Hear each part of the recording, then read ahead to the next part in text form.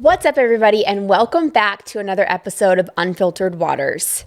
Guys, you are in for a treat for the next, really the entire month of December, as well as the latter half of November. We were able to capture 5 incredible interviews with athletes that we've spoken with a coach that we had not spoken with, and I'm just sitting here the day before Thanksgiving feeling legitimately thankful. There's so many people to shout out. Thankful to Elizabeth Beisel, who stepped in to be my co-host while MISSY had baby shower duties. I'm thankful to USA Swimming for allowing us to have a room and a space to hold these conversations and gave us access to the red carpet to do some fun glam cam shots. And of course, which you've probably already seen on Instagram, the grip strength challenge. I'm thankful to my husband, Todd, who came along. I know he would have loved to just be my date, but he was the fill-in producer and dealt with countless audio issues, setting up the studio 2 separate times, tearing it down, all the behind the scenes that nobody really sees. And I'm just thankful to the athletes who spent their time with us, and it's a crazy day. We had one athlete who flew in an hour before and came right to us to have a conversation. And that all is not lost on me. So being able to share these vulnerable conversations with our incredible listeners is just a privilege. And finally, I'm thankful to you guys for listening and subscribing and liking and commenting and sharing your feedback either via the internet or in person. Missy and I cannot thank you guys enough. So without further ado, we will hop into our episode for today. Today, we have, drumroll please, world record holder, Olympic gold medalist, American record holder, NCAA champion, and she is on fire right now. She is coming off a heater of 3 days where she broke the American record in the 100 fly. We have Gretchen Walsh back to the podcast. So I can't wait for you guys to listen. We cover it all. We talk about Paris. We talk about what she's been up to. We talk about what she's excited for in terms of breaking barriers, heading into short course worlds.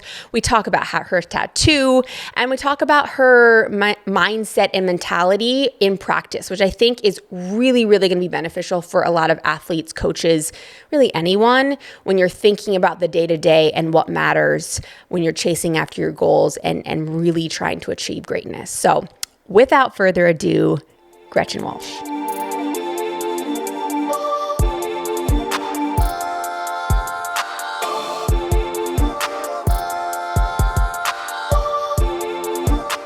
You guys have heard us talk about dream recovery 100 times, and guess what? You're going to hear it 100 more. We cannot get enough of all the amazing things that dream recovery has to offer.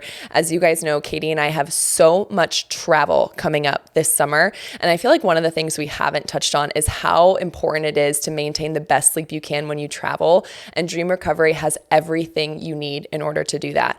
I have started taking both my sleep mask and my mouth strips on the plane with me. I don't care if people look at me and think I'm crazy. I will use both of those things. I will get naps on the plane. I will sleep on them if they're an overnight flight, and then using them in the hotel is a total game changer. So make sure you're taking care of your sleep, not just at home, but also on the road, and doing it with everything from Dream Recovery. You guys can use code UNFILTERED to get 30% off your order and 50% off your first month subscription of Dream Tape. Sweet dreams. Gretchen Walsh, welcome back to Unfiltered Waters. Thanks for having me again. I know. I was saying to Alex last night, you two are the first double headers of repeat guests, and you two are the only ones who have done it live in person twice. I'm so honored. This is like an elite group. Yes. Elite. Big deal. Yeah. You came here for this podcast. Forget golden goggles. It's all about us. Yeah. It's just decoration. Well, I want to start with the dress, obviously. You showed us a picture. Mm-hmm. Can you talk to us about how into picking out things for events you are, and if you spend a lot of time prepping? Well, I definitely prep for this one well in advance because I normally leave things to the last minute. Yeah, so I just wanted to get it out of the way, and then I forced myself to stop like online shopping for a little bit because I was like, I don't want to regret this dress. You know what I mean? Yeah. No regrets there. But into picking this one, I got my Olympic rings tattoo and I wanted to wear a dress that you could see them because you can't really, I got them on like the back of my ribs. And so sure enough, it's like perfect. You can see them in the back of my dress. So they will be showing. And I thought that was like a really great way to like kind of celebrate the year and like really fitting for golden goggles during an Olympic year. So I was excited about that. And then obviously I won't pick something that's not cute. So it is cute. It's long, maxi, sparkly, everything you would expect out of an Olympic year. I love that. Yeah, She's I love dressed that for too. the occasion.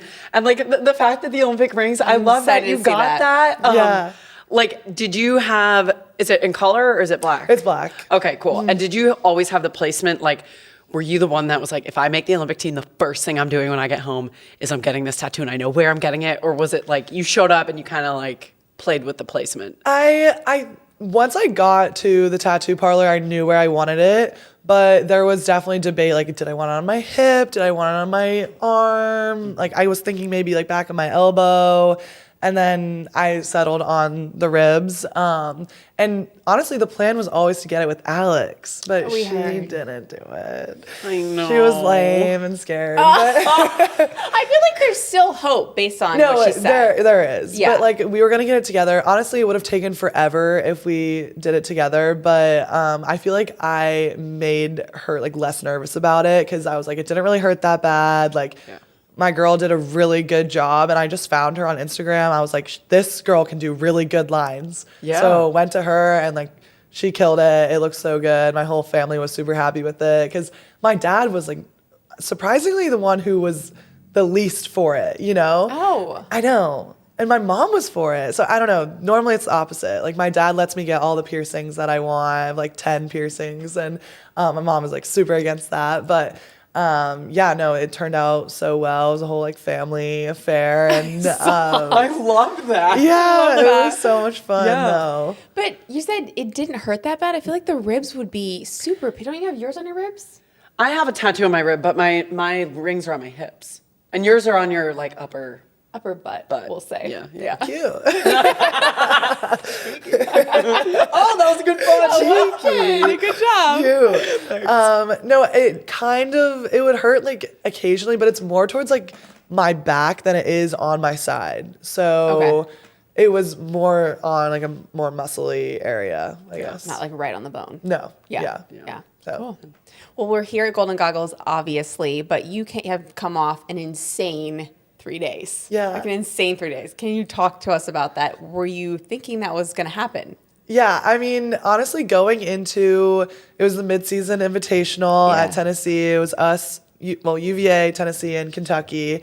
So a little bit of a smaller meet this year. Normally we have like 5 teams, but went in, and the goal was just be where I was last year at ACCs because that'll like bode really well as I progress through the season because normally I do tend to like get better and better. And it's hard to be good at midseason because you're coming off of only like a month and a half of like really good training. And so that was the goal going in, and I really did not expect to get the NCAA record again in the 100 fly. That was crazy. The goal was to just go 47, and so like to go best time was really great for me and like where I think I stand right now in that event. Like I'm excited for more to come. Definitely like Beisel and I were talking earlier, like 46, like that's what I want to do, and I love like going for those barriers. Yeah. So that's just like exciting for me to think about. You know what I mean? Like that's the motivation every day when I'm doing fly practices. And I love just like trying to perfect that event as much as I can. So it's kind of like a work of art in that way, which is cool. But I went into the meet, I chose to do the 2 back because I wanted to have an opportunity to go best time because I didn't expect myself to go best time in like the 100 fly or the 50 free.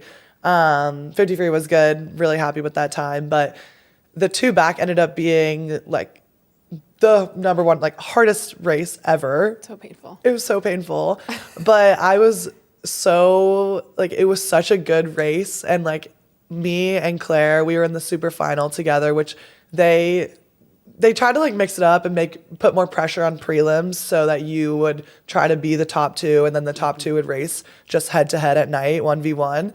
And so like Claire and I just like went at it. Like I always will take it out faster, but clearly she brought it home, and it was just, I was so proud of her, and I was proud of myself because like that was I wanted to see if I could break 150, like definitely did that. And then she goes and gets the NCAA record. Yeah. Yeah. What? All these are like freestyle times that everyone's going. We were saying that earlier. We're like, Yeah. I mean, I didn't even think about that, but yeah. And Yeah. I don't know, it was just like really cool to be a part of that, do it with her, because I think like it is kind of hard having someone there to race every single day in practice. Like you just have to kind of go with like, you have to be okay with like losing sometimes and winning other times. And like, I think having like, maybe like I won the 100 fly, but then like she got the dub and the 2 back. And so I think it was really cool to like have that, like each of us kind of like show up and like put our best foot forward, and we bettered each other. It was really cool. And so I was like so happy for her in that moment.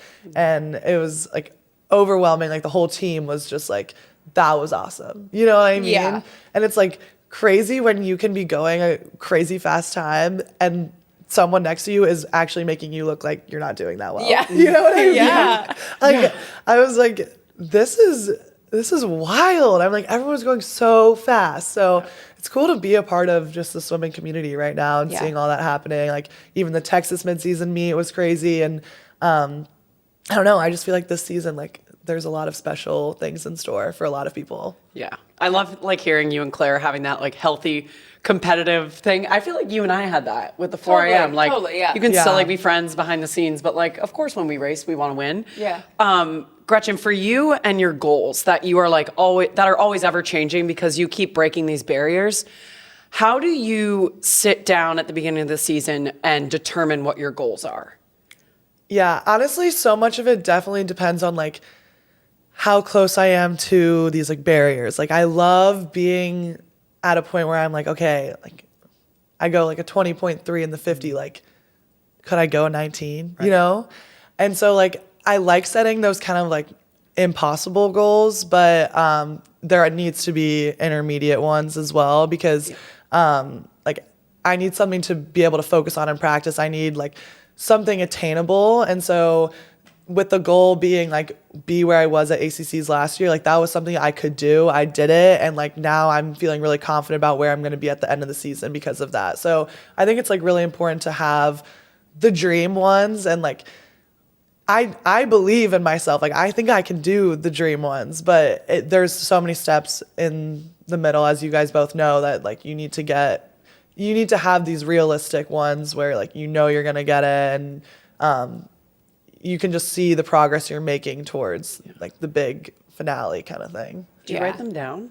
I don't, Okay. but Todd like writes all of them down, kind of like reminds me. So whatever. you meet with him and kind of Yeah, tell we him. meet pretty Okay. often. But yeah, it's definitely like a combined, like I feel like he definitely knows me well enough as a swimmer that like he knows what I'm capable of, and sometimes it takes him telling me like you can do this for me to like really believe in it, and for me to like want to strive for it. So like if I say something, like I'll basically never say something that he's not already thinking. If not, like he's one step ahead. Yeah. You know what I mean? So it's kind of cool to have like that kind of coach who's like your biggest, like he believes in me so much, you know what I mean? And he's always going to be the one that's like, you're capable of more than you know. So I love having that kind of relationship because it inspires me to like reach those new heights. How specific are you with practice goals? Honestly, I like to leave that to the coaches more, like Okay. incorporating just like small things to like kind of track where I've been and where I'm going. But I will remember certain sets and be like, I want to be better at this like week to week. Like I don't really train. I mean, I don't really swim the 2 back, but I train the 2 back quite a bit. And like every week I'm like, I want to be better than I was last week. I want to be better and better and better and better, because that just means I'm not going backwards. You know what I mean? Yeah. And so I feel like week to week goals are really important for me. And then in terms of just like perfecting, say like the 100 fly, like that's just like all detail oriented, you know, like every single day when we're doing repeat 50s, like kick count, stroke count, like all of those minor changes, like I'm constantly making them. So that's kind of what's making the biggest difference in terms of like the really like nitty gritty short races where there isn't that much room to improve, but I need to find those areas. Yeah. Yeah. You are heading to short course worlds in less than a month now. Yeah. But like a couple weeks. I know. Oh my gosh, that's crazy. That's When do you fly out? The 5th of December. Oh, wow. Yeah. Yeah, that's like literally in 2 weeks. Yeah. Like we have things, and this time of year is so busy. Like there's Thanksgiving, there's Golden Goggles, there's Invite, there's school, there's finals, short course worlds. So for you going into short course worlds, like I feel like the limit does not exist for you. So like I want to know what your like official lineup is, and then how stoked are you to be there, and like what are you expecting? Okay, well, I'm really excited to be going. I feel like this has like been a dream of mine because I love swimming short course. Like that's just my bread and butter. Like obviously long course, I had a really successful summer, but I've always been this like underwater demon. I feel like that's where I like. You are an underwater demon. That's amazing. And that's like where I thrive. And so like I love swimming short course because I think it's like really what I'm best at. And so what I'm swimming there, I'm doing the 100 fly, the 50 fly, the 100 free, and the 50 free. I broke the world record in the 100 IM and it counted, and I like have the opportunity to swim it there, but I'm gonna opt, I think, for the 100 free instead of it because it's just too much. Like it's not along me, and there's relays, there's all this other stuff going on. So I was like, okay, the 100 free just works better in the sketch. So gonna do that. And I really just want to like go out there, have fun, like learn short course meters more. We've been training it a lot just because we have so many UVA swimmers going.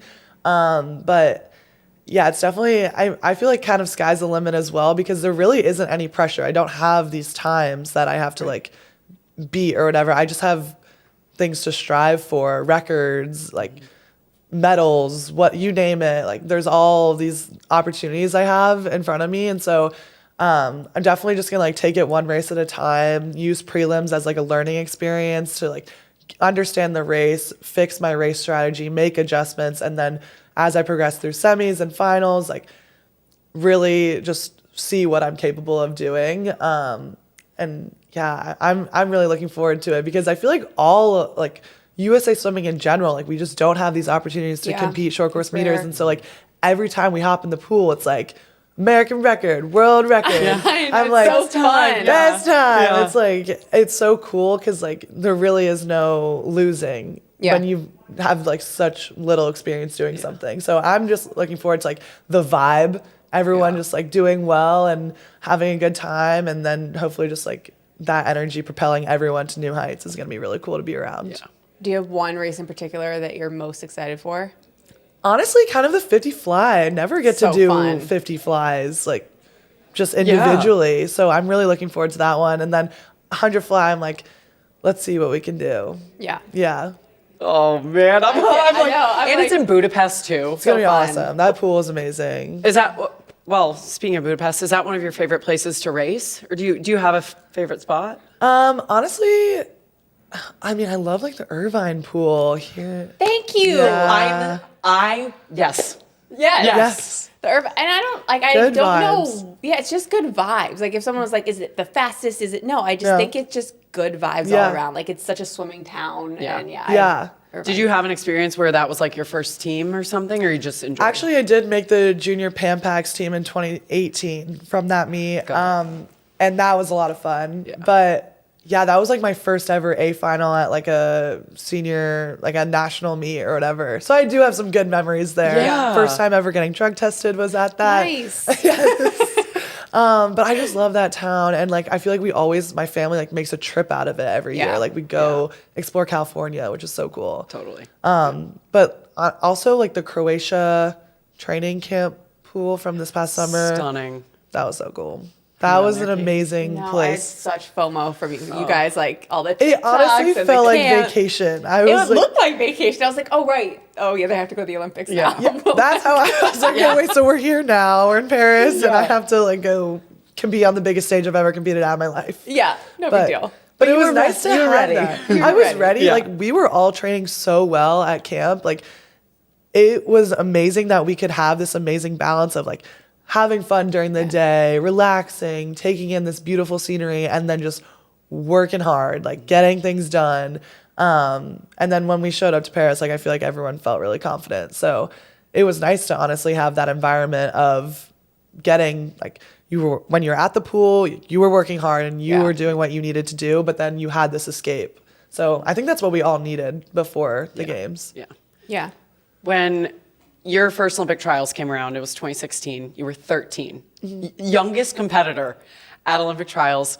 Then you go to trials in 2021. You would have been 18, right? Because of that 5-year Yes. gap. We were kind of talking earlier, not the favorite, but a favorite. Yeah. Can you talk about the shift from where you were mentally in 2021 and missing the team to 2024 to breaking world records at trials and doing all the things and what you learned and what you were doing wrong versus what you're doing right? Yeah, definitely. 2021 was really hard. I feel like there was a lot of pressure and a lot of it was coming from myself, like in just internalizing a lot of pressure that might not have even been there. Because I had high expectations of myself coming off of 2019 Junior Worlds, because then COVID kind of messed everything up. So I was a favorite, not the favorite, but definitely had an opportunity to make the team. And leading into that meet, like to me, I just think I was not prioritizing making the games. I had this backup plan that I was going to enjoy my senior year summer, like my last summer in Nashville before heading off to school. I had this whole thing just in case I didn't make the team, and a lot of like personal life distractions. I just like I had not bought into it, and my whole life I had been buying into it, and looking back, I'm like, how did I just lose sight of this like completely? And so it took me a really long time to process that, really struggled to get back to where I was before, like back in 2019. It took me until 2023, maybe end of the summer 2022, to finally go a time that I went when I was 16 years old. And like, that's so hard, when you're just like stuck and like nothing feels like, you're just like, what am I doing wrong? But once I broke that barrier and just like gave myself some grace, found this new confidence, I was just like, I can do this. Like I can do what I always thought I was capable of doing. And a lot of that just took being at UVA, being in a new environment. I have said this before, but I've never felt as like good in the water as I did the first day I dove into the pool at UVA. Like something just changed immediately. And so kind of like grew a lot over the 3 years I was there and went into 2024 just with this whole new mindset of like, I'm making the Olympic team. There is no backup plan. There is no what else. Like that was the goal. I was going to do everything in my power to achieve my goal. And I wasn't going to think of any other future outcome for myself. And obviously thrown a little bit off when I like break the world record night one semifinals, because I was like, okay, I knew there was expectations for me to make the team. I'm expecting myself to make the team. But now everyone in the world is like, she hasn't already made the team. You know what I mean? Yeah. She's broken a world It went record. from here to suddenly here. Yes. Yeah. And nothing about the meet changed, but just like all of these new thoughts were coming into my head. Like, what if I don't make it? Like, what does that even look like? Because I'm racing Tori Husk and Reagan Smith. Three of us hold the three fastest times in the world in the 100 fly. And I'm sat there and I'm like, there is a chance I don't get my hand on the wall first or second. Like there's a huge possibility of that happening.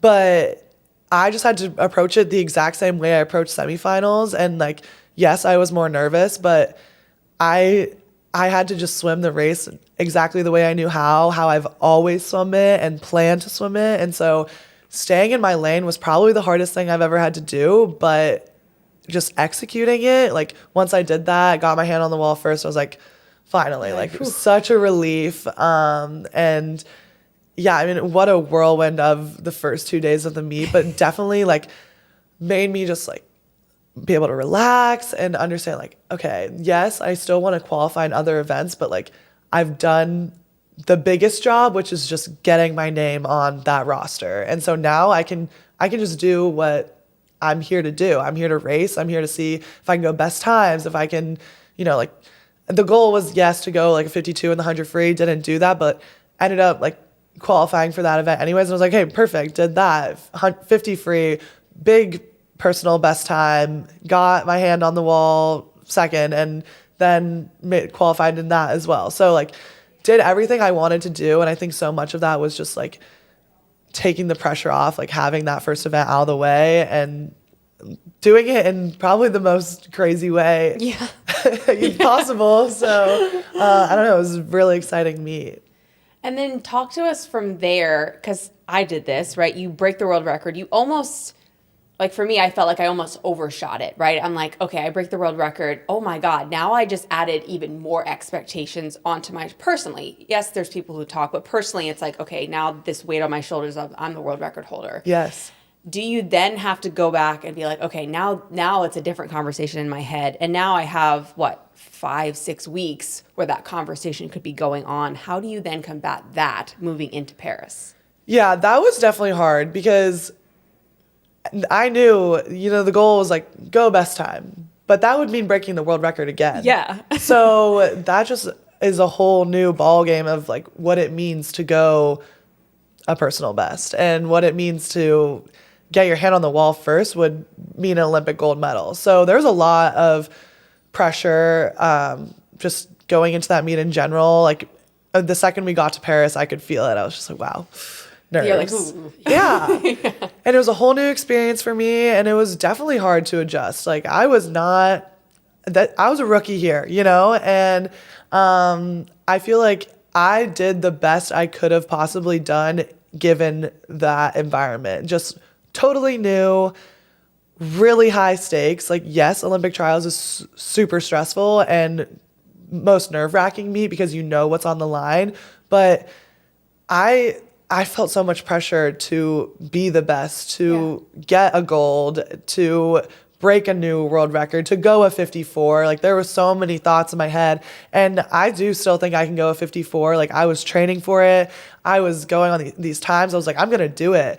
And the fact that I didn't do it was, maybe a little bit disappointing, but I was like, I know exactly why I didn't do it. Like I'm nervous as all get out. I'm stressed. There's so much pressure. And so kind of coping with that was a little bit difficult. But once I was up on the podium, like with Tori, I was like, this doesn't get any better than this, honestly. Like I'm still listening to America's national anthem. I'm doing the victory lap. I'm seeing my parents. I'm seeing like all these UVA girls in the stands who have come out to Paris to watch me swim. It was such a surreal moment. And like, that is what I needed for it all to sink in, to be like, I just did that. Like all these years, like 2021, like worst summer ever. Yeah. Here, 3 years later, like doing what I've always known I was capable of and just like finally accomplishing this dream was the best feeling in the world. Like totally undescribable. But it was really surreal. And then going on with the rest of the meet, like the relay world records, the relay golds, like those were so much fun. Yeah.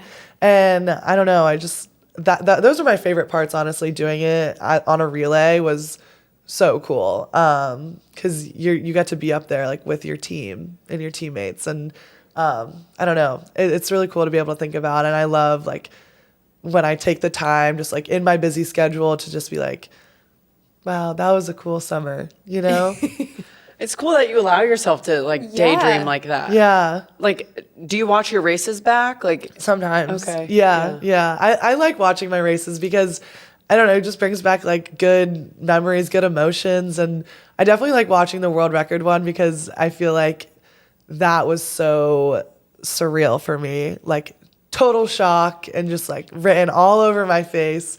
I don't know. It was just such an amazing moment in my career. And I'm like, just the summer as a whole was like absolutely insane. Yeah. I don't even know how else to put it. It was so cool. Yeah. It was just cool. Every moment that you're saying, I'm like, yes, yes, yes. I have just like chills. I have whole body chills. Yeah. Just like watching you do that, and like the emotion was just so raw at every moment. And the fact that the relay was like your guys' like grand finale was Oh, yes. incredible. And like to know that we're only getting started with Yeah. you. Like it's, I want to know, like, where does your confidence come from? It comes from practice. Like, Okay, yeah. Say that again. Confidence comes from practice. I mean, every day doing things that you might not think possible in practice, like that's what I hold on to, and that's what I'm thinking about behind the blocks. Like that kind of stuff. Like that is what's propelling me to drive me and like motivate me to make these goals that seem kind of unrealistic. Like I'm like, no, I'm doing things in practice that I can do this in a race, you know? Yeah. So honestly, just like holding on to the fast times in practice, even just like small things, I feel like that's what I get it from. Yeah. You talked about you and Claire going back and forth in the 200 back. How intense does it get in practice? Like, is there trash talk? Is it, are you guys like, oh, she got me on that one? Like, what does that vibe look like? Yeah. I mean, honestly, it's between so many people, like me and Kate, we've always been like that. Even like Alex and I, like back in the day, like in high school, that's kind of the environment we were having. But I wouldn't say trash talk, because I do think as hard as it is to not compare yourself to people, like we try not to do that, because it's like just because someone is having a crazy fast set doesn't mean that you're not either, but definitely like words of encouragement. We like to encourage each other, cheer each other on. I feel like if you're having a good set, then that's your job to make other people come to your level, like get up, and so definitely like love to use our voice in that way. But I would say like sometimes it is hard for us to like find the motivation to race one another, or just if you're not feeling yourself that day, it's like, do you really want to put yourself through that, and so it's hard, but we really do make each other better, like as a team.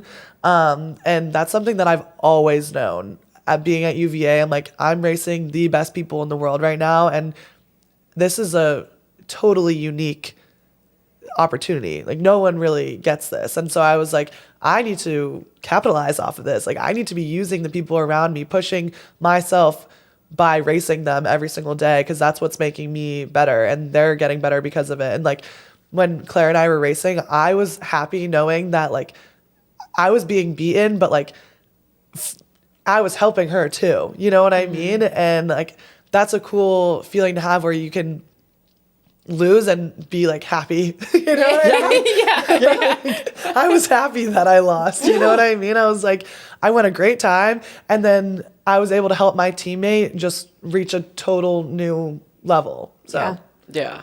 For you, we had an interview with Anthony Nesty earlier, and he was kind of talking about, as a coach, like what he likes to give his athletes before a race. What do you, as an athlete, need before your race from Todd? Is it the words of encouragement? Is it good pace? Like, what is it that kind of sets you up for that world record swim? Honestly, I just need a laugh. Like, I feel like we just like joke around. Like, yeah, we'll say a few things that need to happen in the race, but like, it's more just like low key, like keep it light. And then when it's time to like lock in, we're like, okay. Yeah. Is Todd funny? Is he witty? I think he's pretty witty. Yeah. I mean, we joke. Yeah. It's definitely good vibes. Like even if he's not if he's not making a joke, he's just like screaming at the top of his lungs or something. You know what I mean? Or like making a funny face.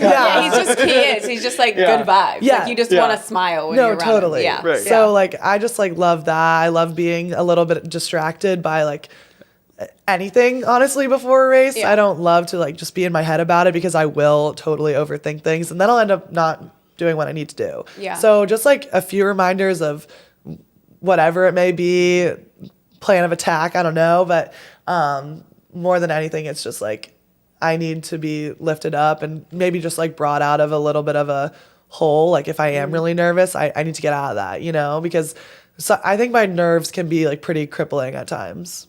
Yeah. We are so excited to be partnering with Tru Niagen. Tru Niagen is the best way to increase NAD+. NAD+ is the fuel of your cells. It is the building blocks of life itself, and it is a key player in every single thing that we do. NAD+ stands for nicotinamide adenine dinucleotide, and it is a vital coenzyme in every cell of your body. It helps turn food into cellular energy, keeping your cells buzzing with life. Discovered over a century ago, recent research links NAD+ to aging, making it a very hot topic in health and wellness. NAD+ is essential for cellular energy production and supporting the mitochondria, our cells' powerhouses. It converts food into ATP, the energy currency of cells. NAD+ plays a role for gym goers by supporting muscle health and recovery. For me, I have been taking NAD+ for about 6 months now, and I see a huge difference in my energy levels, in my recovery, really every single thing that I'm doing. And let's face it, I'm not getting any younger. So being able to have something that is combating aging is a massive benefit. So we've got a special code for you. It is code Unfiltered Waters for 20% off. So stay vital, stay young, and enjoy. What are you so excited about heading into this season? Because it's about to just be, based on how everyone is swimming, insane. I know. I mean, I'm excited to sit back and watch a lot of it, but I'm also like so excited to be a part of it all. It's so cool, like how fast people are going right now. Like the sport is changing so much and for the better. And I don't know, NCAA is going to be insane. Yeah. Like I'm really looking forward to that. I'm looking forward to being on the 8 free relay at ACC's. We're going to do that again. Okay. Because I like switching up my events a little bit. So I'm looking forward to like trying something new again. But yeah, I mean, definitely like so many goals for our team and myself individually. I'm excited to see them through and for all of them to manifest. And it's going to be a pretty like historic season for us. I feel like every year we're like, how can our team get better? And I feel like I can confidently say like this is gonna be the best team we've ever had. Which is wild after all the so work. crazy. That's so scary. Yeah. I know. I'm glad I don't swim anymore. What do you think is changing? Like, why is this season right now light? Like, why are people breaking American records in November? I don't know. You're like, I'm one of them. I don't know. I don't know. Yeah, I mean, it's crazy. I feel like, I mean, obviously, the whole dynamic of the NCAA is changing so much for sports in general. And, like, there is this drive to make swimming more, like, watcher-friendly and more exciting for people to just, like, come out and, like, go to see a swim meet, not a football game. Like, come watch us swim. And so, like, everyone's suiting up for dual meets, and which I don't know how I feel about yet. You know, I'm not like I don't love suiting up all the time. Yeah. But it is cool that there is just like everyone feels the need to make swimming a more exciting sport. Yeah. And I do feel like it's grown so much just in the last like 2 years even. So I think that's kind of the biggest fuel to that fire of like, let's see what people can do middle of the season. Like, let's rest them a little bit and like just give everyone a little bit of a taste. Show. Yeah. Yeah. And then like come March, it's probably going to be complete insanity. Yeah. I mean, like this was just the appetizer. This was the app. Yeah. We're just starting. The main course is going to be crazy. And I'm really looking forward to just seeing like what everyone can accomplish just after this appetizer. I'm like, wow, this is going to be, Yeah. be you insane. wait. Yeah. We got the cooks in the kitchen. It's going to be so good. For you, like, you're under such a spotlight. Like, you are one of these stars of not just USA Swimming, but the world of swimming. Everybody knows who Gretchen Walsh is. So how do you handle being under that spotlight and the pressure and the social media and the comments and just, like, everybody almost kind of, I said this to your sister, too, like, being obsessed with you. because like I said it earlier too, you and I, it was like Facebook. I know, it was like the message boards. Remember those? We had like USA Swimming message boards. Like and swim people were- was not a thing. Like, Swim wasn't a oh thing. no, not Like at maybe. he was. I feel like Swim Time was just getting its start in like '08. Wow. Yeah, which is So, that's yeah. a long time ago. We're old. But like for you, honestly, like, and the NIL stuff, like Yeah. the landscape of this sport is completely changing and you're with that tide. So like as a human, how do you deal with it? Yeah, it's a lot. I mean, there's so much in life to balance now. Like, I always thought it was swim, school, social life. Now it's like swim, school, social life. Then you have NIL opportunities, social media, self-care, and all of that stuff.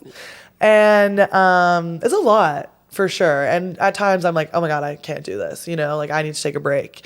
But I think in a lot of ways, I do try to use that kind of like reputation I have, that image I have, and people's expectations of me to push me. Because I feel like when like pressure is a privilege, like we say that a lot on our team. And I feel like, and people know me for a reason. And like, I want to prove to them that like they know me for a good reason, you know? And so I try to use that honestly to kind of motivate me. And I love to like show the world, you know what I mean? Yeah. So I think that's like a cool thing, but it can be a lot, like just handling that pressure. And even like the pressure on social media, like to post, to get the followers and get all the interactions or whatever. 'Cause I feel like I'm living like so many different lives right now in terms of like, I feel like I'm working when I have like the NIL stuff. And then I also have like, I need to keep my grades up. I need to be swimming well in the pool. And like, that's probably the biggest thing for me because I do plan on being a professional swimmer. And so like, that's going to be my career. And so there's just like a lot that goes into it, a lot on my plate, like at all times. But I do try to enjoy it as much as I can because I feel like it is such a unique opportunity. Like I have told many people I was always planning on only swimming collegiately for 2 years and then going pro. And just having the opportunity to swim all 4 years, like it's been the best thing ever. And I wish that everyone has had this opportunity because like I love NCAA swimming. And it's probably the reason that I'm like here right now on this podcast with you guys and like up for nominations at Golden Goggles and making the Olympic team. Like they make it fun for me and I wouldn't be having fun in the sport if it wasn't for them. So just so grateful to be able to have the best of all the worlds. But obviously there is a lot of like, that's a big weight on my shoulders sometimes. And for me, I've just like learned to reach out, get help when you need it. And if something's too much, like it is okay to say no. And like, that has been hard to learn. It's hard. I've always so been like a hard. yes girl. And I'm like, I need to say no sometimes. And it is like, you don't want to tell people no, but it's like, sometimes you just can't take it. So Yeah, and not having the guilt of, but if I say, I always have this thing like, if I say no to this, then like, what am I missing out on? Yeah. Like it's such a hard Yeah. balance of like, yes, but I would need Yeah. to have my sanity and enjoy this, and I'm gonna get burned out. So like, I mean, how often are you reaching out for help in those situations? I feel like, so now that Alex and I do have an agent, which has been huge for us, there's like having someone kind of like behind the scenes handling a lot of that has been really helpful. So it's definitely like gotten better. But I mean, even if the help is just like from my parents, I seek that all the time. You know what I mean? Like weekly, daily, I don't even know. From my coaches, I feel like I'm constantly telling Todd like what's going on in my personal life, and like he's giving me advice on how I can better handle that, or who I can see if I need help with something, you name it. I feel like I have the resources at my disposal. So it just, sometimes it does take a little bit of a push from someone to be like, okay, maybe you should go do this. But yeah, I think I'm grateful for those people who are pushing me to seek the support and get the help I need when I need it. Yeah. For you, when you get overwhelmed, what do? Do you kind of like press pause? Like, do you need to be around friends? Like, how do you kind of channel that to get yourself out? It honestly depends on what I'm getting overwhelmed about. Because I feel like sometimes if it's like daily tasks or like assignments or whatever, like I kind of shut down. I'm like, what do I do? Where do I even begin? I don't even have enough time in the day to do all the things I need to do. Literally no time. No time. I don't know how you do it. Yeah. Like, where is the time? Yeah. And so that's like when I kind of start like tweaking out. I'm like, what do I do? But in terms of like when I'm getting overwhelmed with maybe just like emotional things of like swimming or maybe like family stuff. I don't know, but that's when I like seek a social relief, I guess. Yeah. Like when I want to be with my friends or be with my family, I feel like they are a really good distraction for some of like life's most like rocky moments. So I'll always like lean towards that. And if I do get so stuck in something, I've learned that it is okay to just be like, maybe I just can't do this. Yeah. And that's okay. That's okay. And that's when I'm like, okay, and then I'm going to go with my friends because I can't do that. So I can do this instead. That's awesome. It's good that you've like found that healthy balance. And good for people to hear that. Like that is okay to just be like, obviously within reason. You can't be like, oh, I'm not going to practice today, like for the next week. Like, I'm going to hang out with my friends.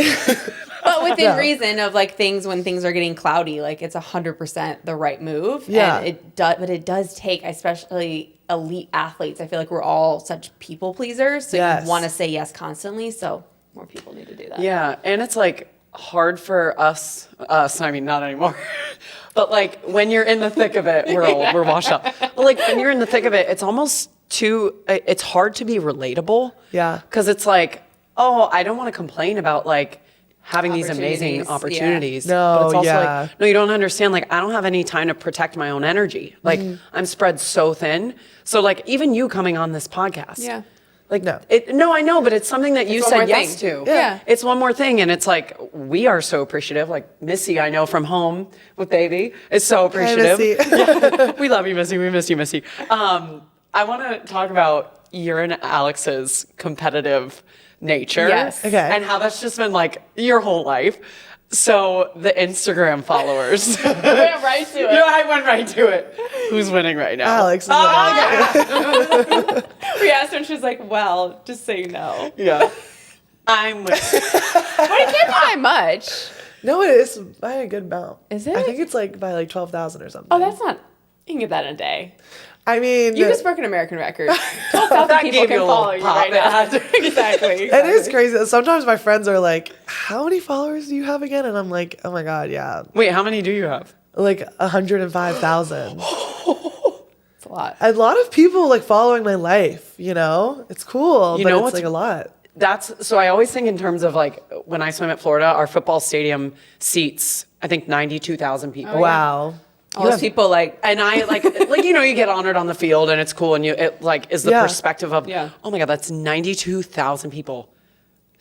More are like caring about your life. Yeah. That's it is crazy. Cool. I know. I love like having that kind of reach because I like being able to share my life and my story and everything. But with that obviously comes like there is an image to uphold for those people. So it's a give or take for sure. Right. But me and Alex definitely like we're like, who has more followers? Who's more fun famous? though. It is fun. It is fun. And I like celebrating that like, like her Olympic Games was obviously not what anyone thought it would be, but maybe one thing she did gain from it is like a lot of respect from a lot of people who are now like really wanting to follow her story because like that's an interesting one. Like that doesn't happen to people every day where you make the Olympics for a second time, lifelong goal, and then everything just gets like taken away just like that. And it's like, it's a lot. And I'm so proud of her for handling it with the composure that she has. And I am happy that people can see how amazing she is as a person and like the kind of strength it takes to take on something like that. Yeah. So. That must have been so hard for you. Like you're still competing in Paris. The DQ happens. I have another race that night. You have a race that night. Like how did you even compartmentalize? I mean, you obviously did, but all I was doing when I was watching Alex, I was also thinking like, oh my God, Gretchen is sitting here watching this. And like, what in the world is she then going to do? Honestly, I tried to turn that relay into like a redemption arc for her. I was like, I'm going to do what I can do on this relay for Alex and like in honor of her effort in that swim and everything she's done this past year preparing for it. Like, I want to race for her. So kind of like took a twist on it and tried to use it to motivate me, but it was really hard to like express the kind of emotion I wanted to express for her, but like kind of hold back because I was like, I do have another race today and I don't want to mess that up. I know she doesn't want me to mess it up either. So just doing what I could do in moderation for her. Like obviously we shared like a huge hug and just like kind of like what just happened? You know what I mean? It's like so hard to put into words right after that. It's like, what do you even say? But luckily we do have this bond that like we have a connection where sometimes no words are necessary. So I don't know. I was really, really happy that I could be there for her.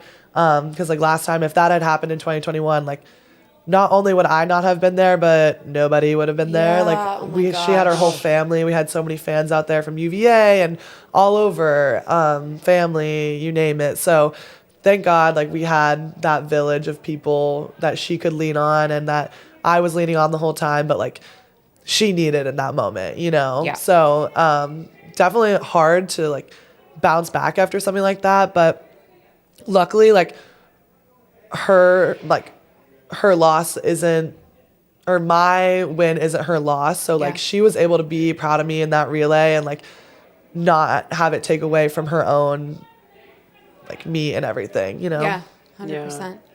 That's, No, and for you to like be there for her, I'm sure she's been there for you a million times, just like that.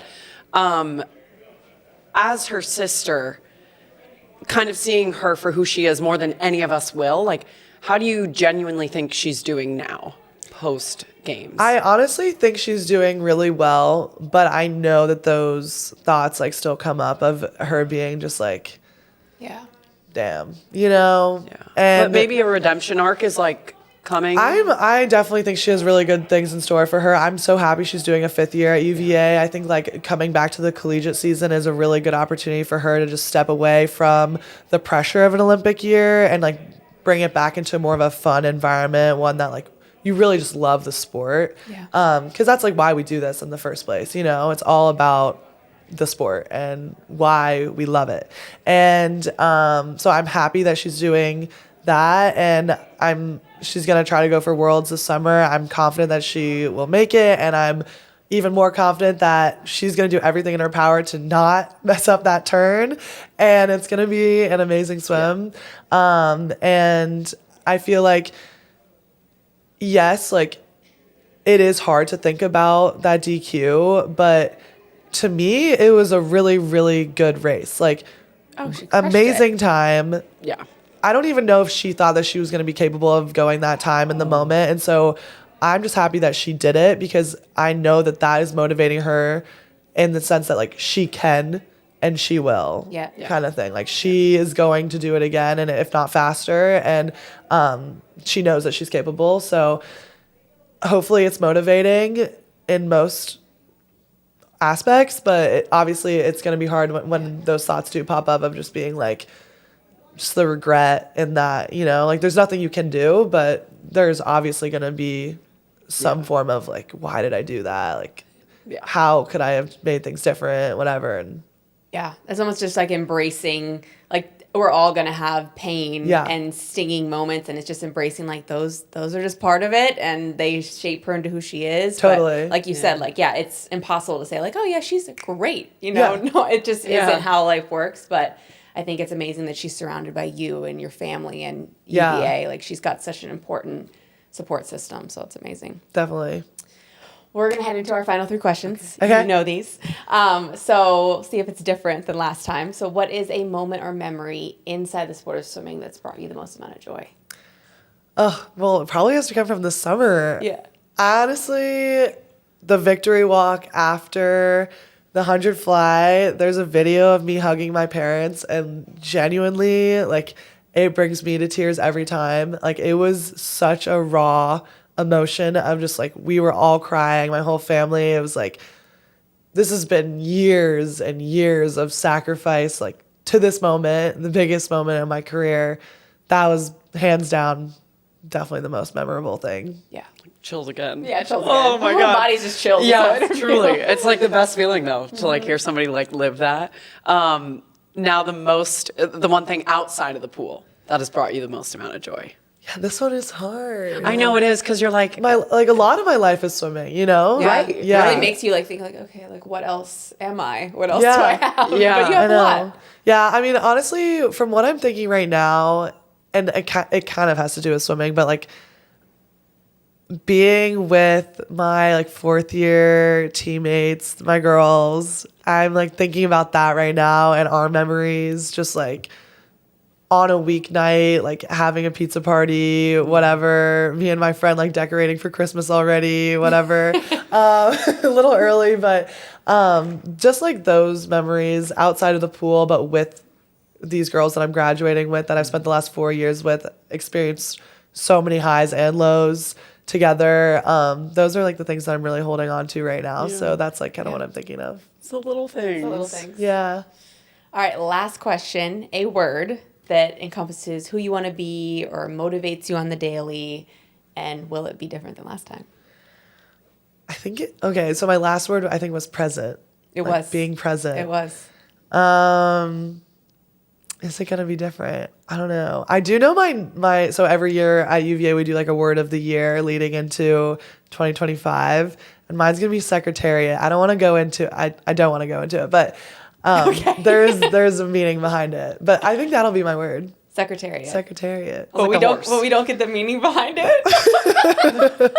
Just a wait and see for the big show. Yeah. Okay, I love For that. the main course. For the main Yeah. course. Yeah. Yeah, I love that. Well, Little thank you, portion. Gretchen. Yeah. We so appreciate your time and can't wait to see you in your dress tonight. Yeah. Oh, you're going to look so good. So are you guys. Thanks for having me. This has been a lot of fun. Always So fun.